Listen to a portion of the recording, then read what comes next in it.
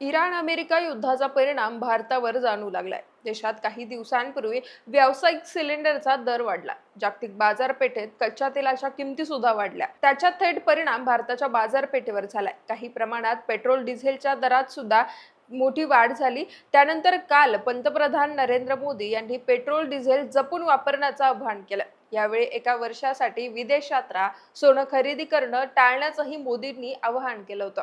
त्यानुसार जर भारतीयांनी एक वर्ष सोनं खरेदी करणं कमी केलं किंवा पूर्णपणे थांबवलं तर त्याचा सर्वात मोठा परिणाम देशाच्या आयात बिलावर दिसून येऊ शकतो। सोन्याची आयात कमी झाल्यावर सरकारला परकीय चलनाची मोठी बचत करता येऊ शकते। यामुळे डॉलरची मागणी कमी होईल आणि रुपयावरील दबाव सुद्धा कमी होऊ शकतो।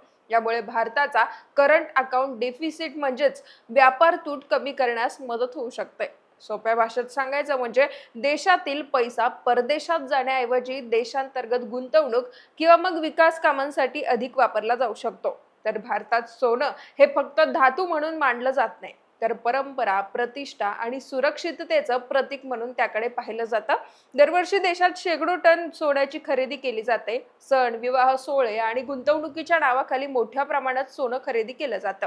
भारत आपल्या गरजेपैकी बहुतांश सोनं परदेशातून आयात करतो। त्यामुळे जेव्हा सोन्याची आयात वाढते तेव्हा मोठ्या प्रमाणात परकीय चलन देशाबाहेर जातं। तर तज्ञांच्या मते भारत दरवर्षी अब्जावधी डॉलरचं सोनं आयात करतो, ज्यामुळे व्यापारातील तोटा सुद्धा वाढतो।